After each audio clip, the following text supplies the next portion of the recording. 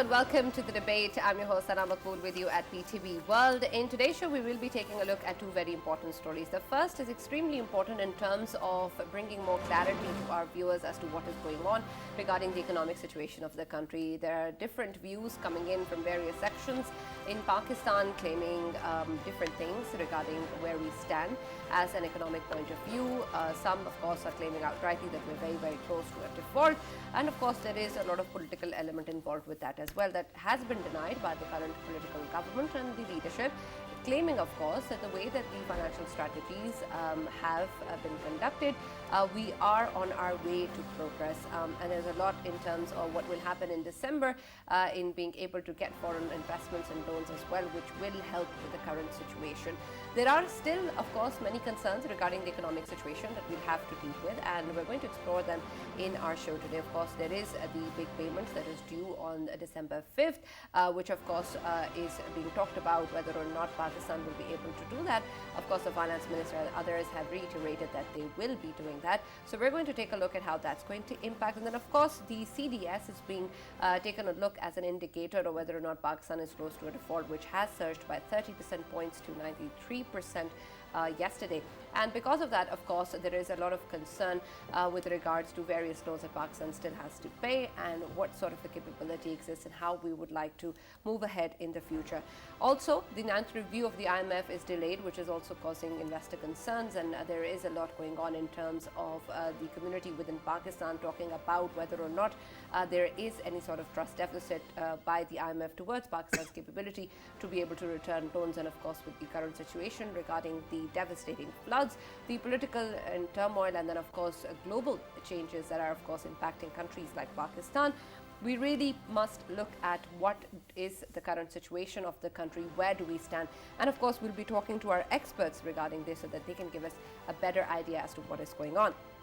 Our second segment is going to focus on earlier what was the main topic of discussion, which was, of course, Joe Biden's meeting with his counterpart in China. And since then, we saw that there was a lot of emphasis with regards to opening channels of communication. And now we know that the military channels of communication have also been opened up. And there has been a meeting by the U.S. Defense Secretary, Lloyd Austin, with his Chinese counterpart, in which he has reiterated various aspects of importance, especially with regards to the kind of behavior that he's terming as dangerous. And he's talking about how there is concern from the US side in regards to China's activities, specifically in the Indo-Pacific. Of course, other issues regarding human rights violations within China or the issue of Taiwan have always been also a part of an issue between the two countries. But now, considering what the climate is, and especially since this return perhaps of the dialogue between the two countries, we're going to start and understand exactly what is going on and the kind of strained relations that we had seen post Pelosi's visit to Taiwan. Is that going to change now, considering that channels diplomatically and the ones regarding military communications have also been opened up? And then moving forward, will the issues that are being raised by the US side be addressed by the Chinese counterparts as well? So that's going to be the focus of our second segment of the show today. For this and more, as always, in the studios, I've been joined by senior analysts Farooq Patafi and Raja Faisal. And for our first show regarding the economic situation of Pakistan, we have two renowned economists with us on board. Dr. Hasnain Javed is with us, and Dr. Aqdas Afzal has also joined us online. Thank you very much, gentlemen, for being a part of the debate. Let me start with you, Dr. Hasnain. Considering, of course, that there is a lot of talk with regards to default, a word that we've been hearing in parallel to Sri Lanka as well. And since then, a lot of these parallels were drawn with Pakistan and the current situation. How close do you think we are to a default? Is this really a kind of a reality, or is it completely a myth? Will we be able to get out of the situation, which is even forcing us to think about default? And if so, how exactly can we, at least for now, save ourselves from default? Exactly, I don't know why we are wanted this word that we are in default. I mean, what we like to be in default, or what we are out of default. What is default? Nobody knows what is default actually. So country default because of their inability to pay the debts and liabilities. And we believe as an economist, Pakistan was never in a financially strong position to pay its debt and liabilities. This is why we have always relied on the international aid and loans. So, what is debt, by the way? What is default? We have been default, by the way, from the 1947. We are covering. We cannot cover our economic losses. So, how can we can say that we are in default or no default? Any other economist come in and says it is default. But by understanding, let's okay, take this view that Pakistan external debt reached to 126.6 billion dollars. So, analyzing Pakistan financial condition, if I see that the CDS, so everybody knows that what is CDS, and 7.5 billion dollar, no, 7 point base point is the is become the issue, and the opposition is playing on that role. Why not the opposition says that they were in that condition, was in the same base point, and they were on the 150 basis point on the stock exchange, and the 75 less than 75 point base point, and that issue, there was not a strong opposition at that time, so they were not putting up this issue. Otherwise, STS spikes to 30% point in a week to 93 ahead of the debt payments. We have a debt issues. Or second is 32 billion to 34 billion this fiscal year to meet the foreign obligation. Now try to understand, we are in the scheduled payment of the you know that 1 billion in December 5. And then is the IMF increased the 44% within 1 year of 1.7 trillion by the end of this September. Now, we need to understand that the government revised estimate shows that the cost of the debt servicing may cross the 4.7 trillion, or maybe about around the 750 billion, more than the budget figure. I am not the part of any party, not any position, not anything, but try to understand, it is not the liking or disliking, it is the current facts that we are not under the default so far.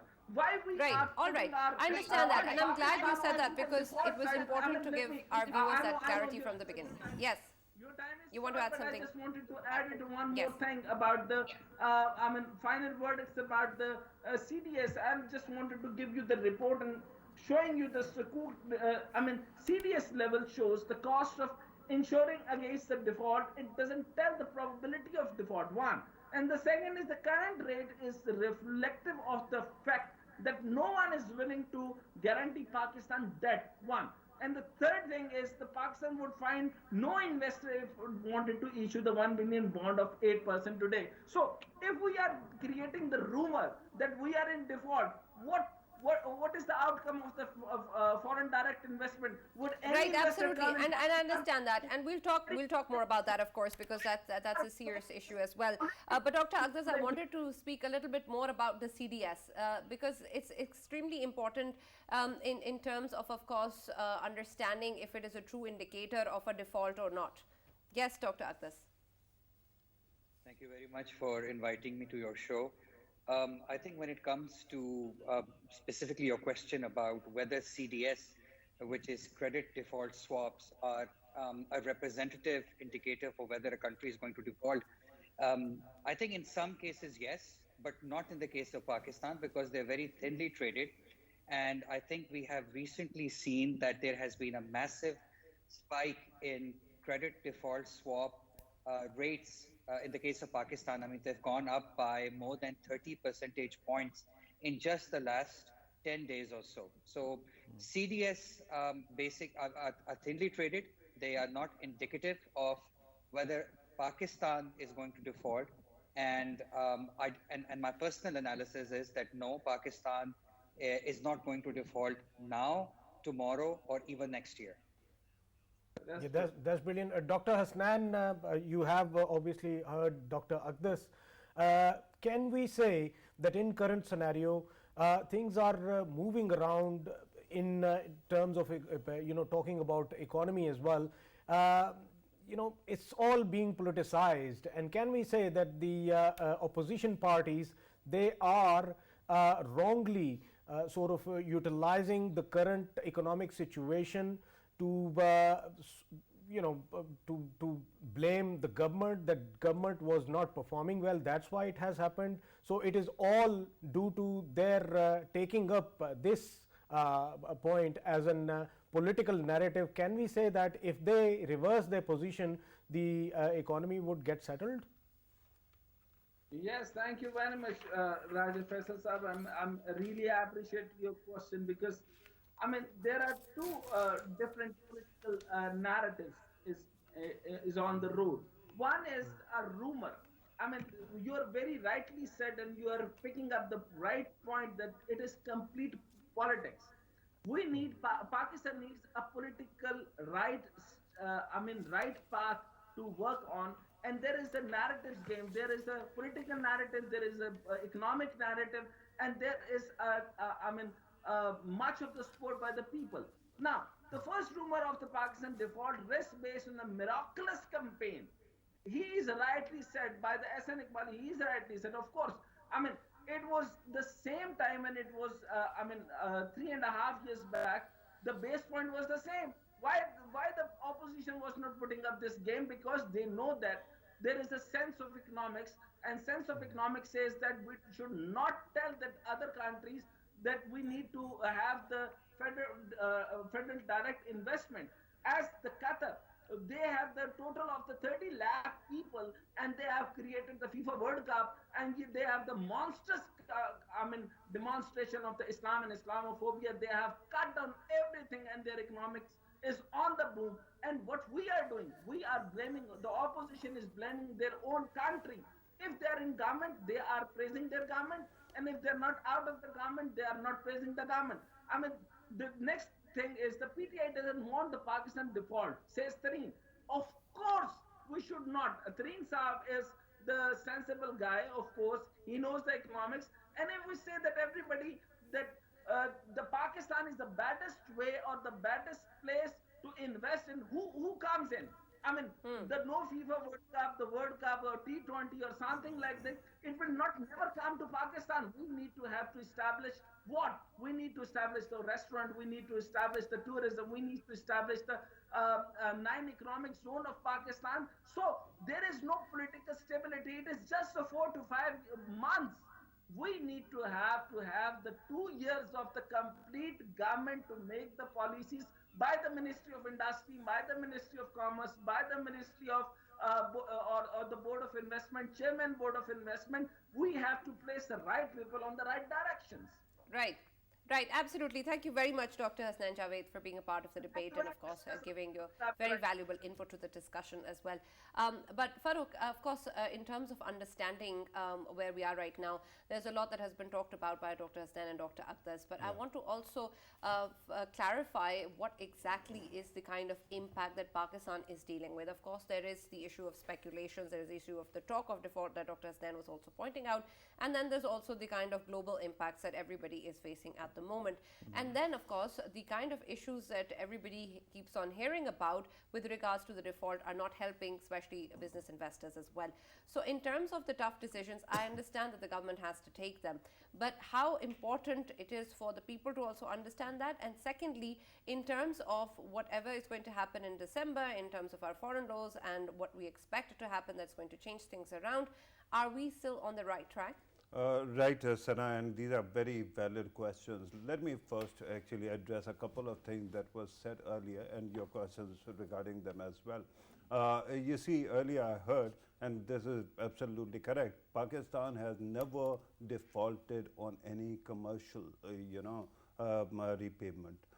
And that is very important to understand, because the payment that we are going to actually pay, that is maturing on 5th of December, is essentially, a commercial payment against a Sukuk bond, right?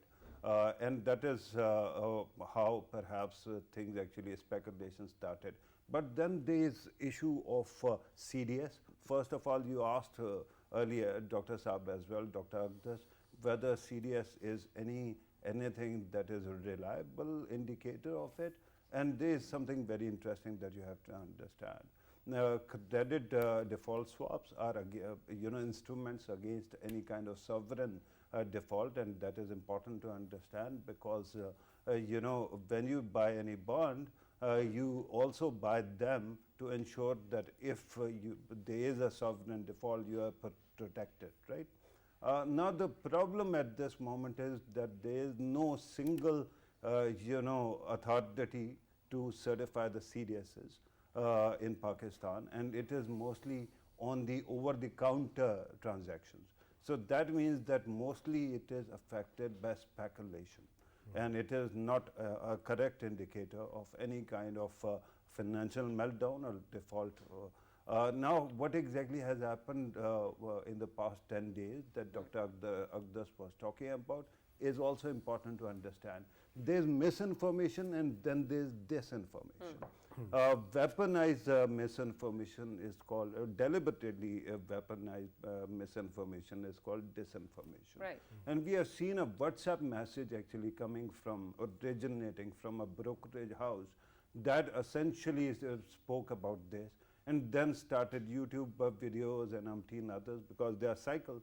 There, I think people started building up panic. And because of that panic, the CDS, the value of CDS has gone up, and it keeps on going up. Of course, the government has to, continuously moderate this talk and take care of the disinformation, campaign as well. But the concern at this moment is that when such a campaign is launched, then political side also start capitalizing on this. And we saw that Imran Khan Sahab also lending his voice to the speculation. Of course, he's a politician. He is supposed to do that because he is in opposition. But the government has to intercede and keep on assuring. We have seen that finance minister speaks about it. But if we have learnt anything from the previous government, PTI's government, because in those days speculation was very high. The great thing was to have a spokesman like they had, who is always accessible and who is always going on television and spotting trouble and quashing it. And then you'll have to have some kind of social media campaign as well. Otherwise, the speculation can continue beyond December and it can harm the economy really severely. Right. And the consequences, I think that because we are not going to default, there is no consequences at all. All right, Dr. Agdas, and let me just quickly get an in point about what Farooq just highlighted in terms of the kind of counter measures that can be taken with regards to such speculation. And of course, that is going to help contribute to at least the public understanding what the situation is. And then, of course, will have its own impact on the economic situation as well. But how effective are such strategies? And in other precedents all over the world in similar situations, do you think that such campaigns contribute significantly to the economic situation? And if so, how is it that Pakistan can actually start implementing that? Okay, so I completely agree with the analysis that has been presented here by Mr. Patafi. And I think he has really nailed it when he says that a lot of this, this narrative that Pakistan is going to default is originating from different WhatsApp messages and memes, whereby certain quarters are trying their level best to infuse a certain level of anxiety and nervousness in Pakistan, whereby this talk of Pakistan defaulting, and let me say this in clear terms, there is absolutely no chance of Pakistan defaulting now, tomorrow, or next year. But if we keep believing in this narrative that Pakistan is about to default, then this narrative, I'm afraid, is going to become a self-fulfilling prophecy. And this is exactly what it's been turning into. So I think what Mr. Patafi has talked about is very important. I think there has to be a very, very clear line of communication coming from the government. And we only saw that happening today. Of course, all of this is happening in a certain amount and magnitude of political chaos that has been with us at least since March of this calendar year. And primarily because of this, primarily because the Prime Minister has taken ill because of COVID-19, we are facing this situation. But if you go back and look at Pakistan's economy's fundamentals, I think Pakistan's economy is doing really well. When I say Pakistan's economy is doing really well, of course, I'm not talking about jobs, I'm not talking about inflation, and I'm not talking about growth. I'm basically talking about Pakistan's external position. I'm talking about Pakistan's current account position, which is from where the stress usually comes in, or at least it came in back in April and May when people started comparing Pakistan to what had happened in Sri Lanka. So if you look at Pakistan's external position, Pakistan is doing well. We have been able to stabilize our current account situation. Matter of fact, compared to last year, the numbers that have just come out, we've been able to shrink our current account deficit by a whopping 70%.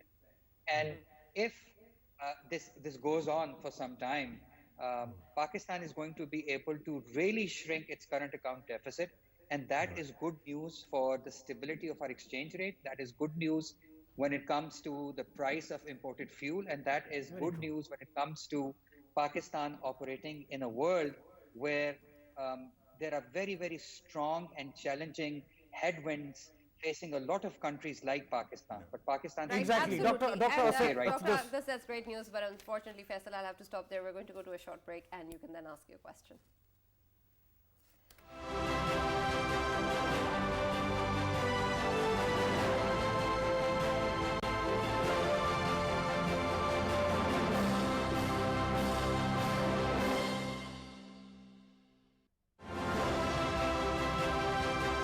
Kashmiris have been facing Indian tyranny for over 7 decades. Indian troops are killing Kashmiris for their demand of right to self-determination. India cannot subdue the Kashmiris' passion for freedom by use of brute force. Kashmir's struggle against tyrant India is to remain a golden page in history. Tyrant India is bound to face defeat in Jammu and Kashmir.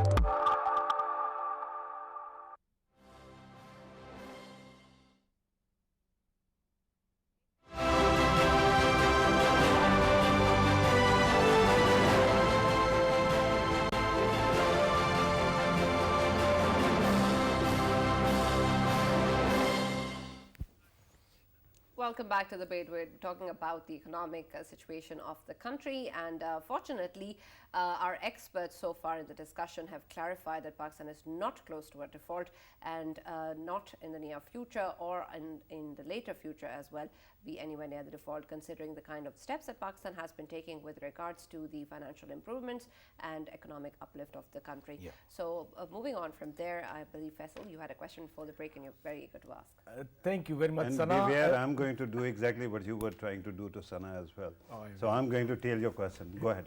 Exactly. Ask your question. Okay. Dr. Akdas, talking about future, as Sana has started that, of course, for the future, there is nothing that we should be worried about.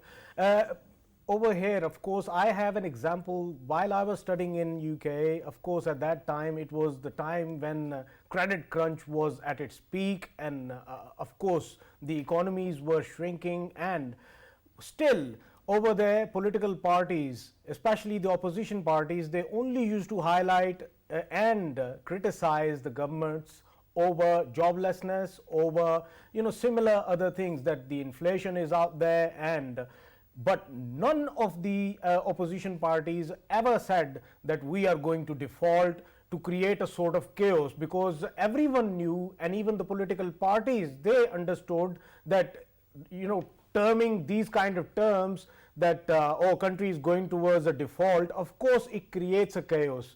Do you agree that Pakistan requires that kind of political harmony amongst the political parties, in which of course there should be a consensus that there should be at least a no-go area related to Pakistan's economy? Yes, you can highlight inflation, yes, you can highlight joblessness, but when it comes to these kind of aspects, when you start talking about default is coming up, even if it's not coming up, of course the kind of trust which economy is having over the people, it loses that trust. And would you agree that there should be a consensus, sir? And Dr. Saab, while you are at it, let me actually take you back to your answer when you were actually saying that the fundamentals of economy are being addressed and fixed. but there are twin problems of inflation and unemployment. That would be stagflation. Can you also recommend some solution for stagflation that the country is going through right now? Well, let me try to answer the last question first. So the question is, can I recommend some steps for dealing with stagflation? The first thing that we have to understand, Mr. Patafi, is that the inflation Pakistani economy is facing primarily is of an imported kind. I mean, it's basically coming about and it started rearing its ugly head in Pakistan in the last 1 year or so because international prices started going up. And there is really very little that can be done when it comes to inflation, except for making sure that the most vulnerable sections of this society are protected. And by this, I am again referring to, the clients of Benazir Income Support Program. So I think one thing the government can do right now is to increase the stipend for the most vulnerable sections of society and probably think Cash about transfers? Cash transfers? Yes, sir. Okay. Yeah, Right. so I Go mean, ahead. Benazir Income Support Program is basically unconditional cash transfer. So I'm making a case for increasing those stipends, and I'm also making a case for providing some kind of relief to the poor people when it comes to providing some subsidized um, uh, fuel for clients of Benazir Income Support Program. And Targeted I sales. think when it comes to ensuring growth, I think we have to be very, very careful that the current regime of austerity is not disturbed. Because if we go off the current situation, in a situation in which the government decides to open the coffers and to start making large expenditures in order to bring about growth, I think that is going to cause a lot of pain later on. So there is a path available to Pakistan's economy until general elections next year, but I'm afraid that path is incredibly narrow. So I think we have to be very, very careful in order to stay within this path of austerity and vigilance. Yep. Right, and Dr. Agdas, the kind of measures that you have pointed out, I want to understand exactly how that's going to impact our negotiations with the IMF as well. We, of course, know that the ninth round of talks is also delayed. What exactly are the reasons for that? Because, again, they are also the point of a lot of controversy and, of course, speculation, again, unfortunately. And so perhaps some clarification on that would also be necessary. But in terms of the kind of actions and measures that you keep referring to, how exactly will that fit in with the kind of negotiations we've had with the IMF? And then also, when you talk about a pathway for the economic situation, I understand that till the general elections, we can perhaps rely on a certain path that is going to be followed by the political leadership. But to ensure that that path actually is then followed after the general elections as well is something of concern to all political leaders as well. How will we be able to ensure that? And of course, Dr. Faisal's question, Agdas, because my question. we Could you saw his answer his expression that he was quite disappointed Yeah. when I started talking. Yeah. Okay, so let me try to answer the IMF question very quickly, and then talk about your second question after that. So look, the IMF situation is we should not be worried about that. Look, what has happened in the post-floods scenario is that whatever promises that Pakistan had made in terms of our fiscal deficit target, raising revenue, so on and so forth, I think all of that has been reset. And I think Pakistani government or the Ministry of Finance is basically working on a new framework in which some of these fiscal deficit targets, revenue generation targets are going to be revised. And it's only a matter of weeks before we are back or the IMF is back on the negotiating table and the program is going to move forward. Now, when it comes to providing assistance to the most vulnerable people, the IMF and the World Bank, both of them have been very supportive, actually, of all initiatives that provide relief to the most vulnerable. So I think that should not be a problem. And when it comes to the second question that Sana asked, how are we going to ensure post-elections that the same kind of vigilance and discipline is maintained, I think is a very big question mark. And I think for that, all political parties, all stakeholders need to get Pakistan's fiscal house in order. And I think the time to start talking about that negotiating on that is now. Yeah. Right. Yes, Faisal, if you would like to reiterate your question. I- there's a Yeah, few- if I- still Actually, hasn't it been was answered. partly answered. Yeah, it was partly answered. That's what I wanted to say.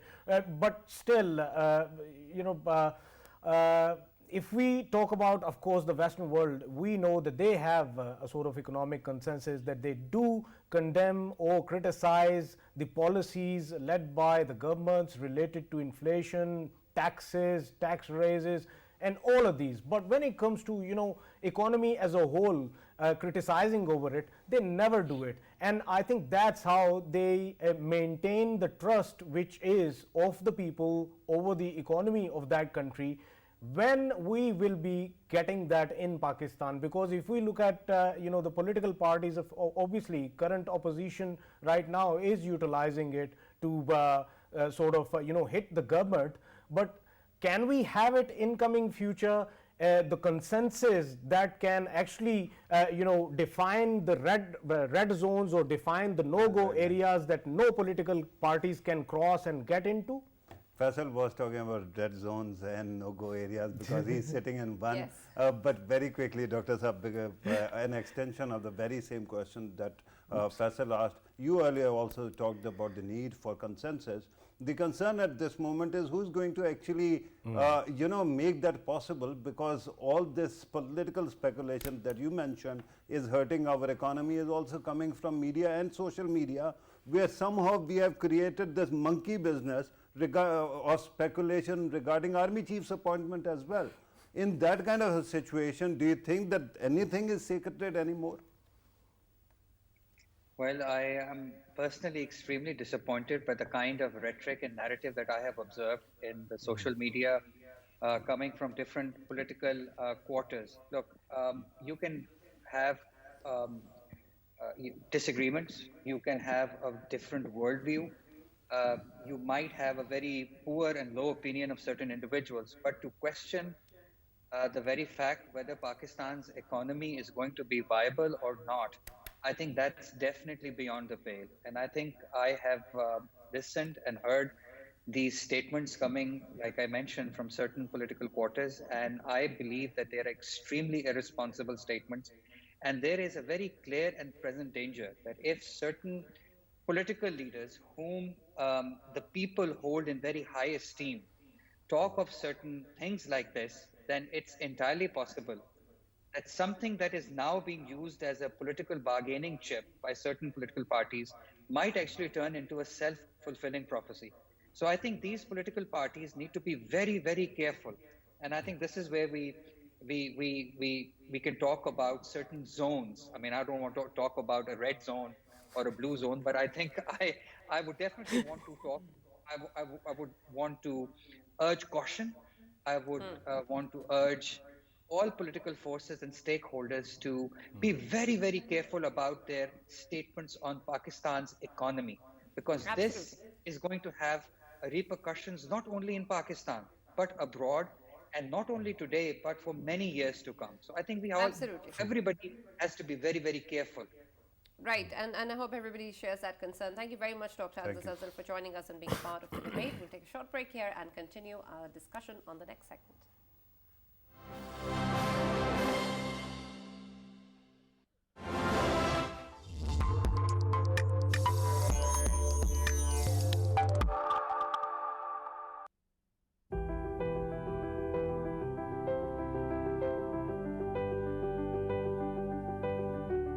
When one door of happiness closes, another opens.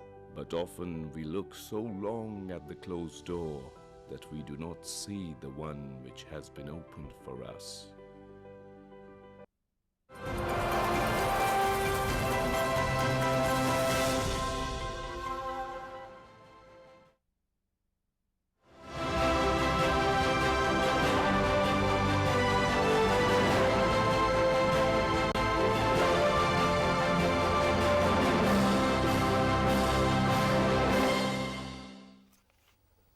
Welcome back to the debate. Well, we took a look at what is going on at home, and now we're going to take a look at what is going on in the international arena, especially with regards to the US-China relationship, which has been in the spotlight for quite some time now, especially in the aftermath of the meeting between Joe Biden and President Xi Jinping, which took place after the visit of Nancy Pelosi in Taiwan back in August this year that caused a lot of strain in this relationship.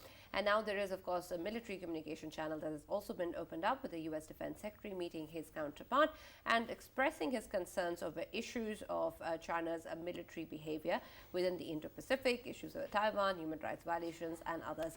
Perhaps this military communication has been emphasized in the past as well as to be kept open, but now we see that that sort of sentiment is being shared from both sides on various channels. But Farooq, when we take a look at the overall context of the relationship, and especially what all has transpired earlier this year, we understand, of course, after the meeting between Joe Biden and Xi Jinping, that there is an emphasis on keeping communication channels open. But when we take a look at, of course, this particular conversation between the U.S. Defense Secretary and his counterpart, he has, of course, expressed his concerns with regards to China's military behavior in the Indo-Pacific. How do you think that this is going to be taken in terms of the relationship that is going to get impacted or not? And then, of course, China's own military engagements within this entire region, because, of course, on that arena, we see that there are various aspects that the Chinese military deals with and perhaps will not be open to such concerns. Right, Sana, and that is again very perceptive of you, but I have a dissenting note regarding the word you used, but that is again semantics particularly. You said that they have opened the military channel, right? Okay. So Bob Woodward has written this book on focusing on last days of Donald Trump. When January 6th actually took place, and he has actually particularly talked about how uncertain China was, that perhaps the US president, a beleaguered president, might actually launch any nuclear strike on China or start something big. And then he brings up the fact that how closely connected China and America's military leadership is, and they have a hotline. So they kept on exchanging. So at this moment, the channel is there, but it has been strengthened. So which practically amounts to what you are saying, because there was some kind of slowdown. But this whole idea of decoupling or some kind of Cold War between the two countries is amazing and laughable. Why? Because do you know who owns the biggest foreign debt of UK, of the US? China. It is China, right? China exports a lot, and both their economies are so intertwined that if you stop them from interacting, both their economies go haywire. And that has been happening, especially in the final days of Donald Trump and days following that. I gave example of chips, microchips, because there were legislations. All of a sudden, 4G microchips disappeared from the market, and then we had to buy expensive and low quality 5G microchips because they were still in the market. So at this moment, it is great news that both these countries are interacting, because they are, I don't know much about China, perhaps Faisal can tell us, but when it comes to West, it is never a monolith. There's always lobbying that is going on. That means China will also lobby. That means that countries like India or others, which are Japan for that matter, who are skeptical of China's political or military might, will also lobby. And then, of course, there's this third angle. For example, somehow I read a fascinating piece by someone who is arguing that in order to deter China from taking on Taiwan, they should nuke Iran. Amazingly. I mean, because Ukraine is out of hand, Afghanistan went out of hand, so they have to make an example of another bad behavior so that somehow China is intimidated. That kind of mental caliber, that kind of manipulation, we know where it is coming from. There are countries behind this kind of rhetoric as well. But these lobbying efforts will continue. But as long as China and America are interacting, there is little doubt that they can take care of their business and differences. Right. And Faisal, of course, considering the kind of analysis that Farooq has given, I'd like your take on this as well. But add to that, post, of course, this particular meeting and Biden's and Xi Jinping's meeting as well, as Farooq said, there is a strengthening of the relationship. And so moving forward, what aspects do you think, of course, could be a hurdle or a challenge to this particular relationship, especially considering the kind of conflicts and the kind of international issues that the entire region is facing? And in the aftermath of all of that, what sort of risks exist with regards to this particular relationship? And then, of course, the repercussions that's going to have on Pakistan's ability to be able to balance that, because, of course, we are in a precarious situation. Yes, and if we talk about obviously Americans' concerns, of course, America is one of the most influential country in the world, and it has, sort of gained that influence for a long time in Asia Pacific as well. But here, if we look at obviously the future, of course, I see the US-China trade war, it would be going on as it is, because both of them, of course, they are fighting for the upper hand, and to some extent, obviously, it is evident that the Chinese are so far winning in the field of trade. But when it comes to Far East, if we talk about East China Sea, of course, there is American presence in South Korea as well as Japan, and we should not be forgetting that Nancy Pelosi's visit. That was a sort of, though she or the US administration thought that they are sort of creating a deterrence for Chinese, but rather than a deterrent, it turned out to be a mistake. And I think these kind of mistakes should never be made by a responsible country like America. Why I say this? Because America's own friends in East China Sea, of course, South Korea and Japan, they while sitting with the Americans, they did say that this was a very wrong move, and such kind of moves should never be repeated in coming days. Why? Because due to these kind of moves, of course, you are going to deter China, and we have the actual presence in East China Sea, not the Americans. I mean, Americans only have troops out there, not the actual presence in there. But if we, look at Quad, and if we look at AUKUS, of course, China has reservations on American alliances in the region, especially AUKUS, because AUKUS is a military alliance, and China sees it as a deterrence to them.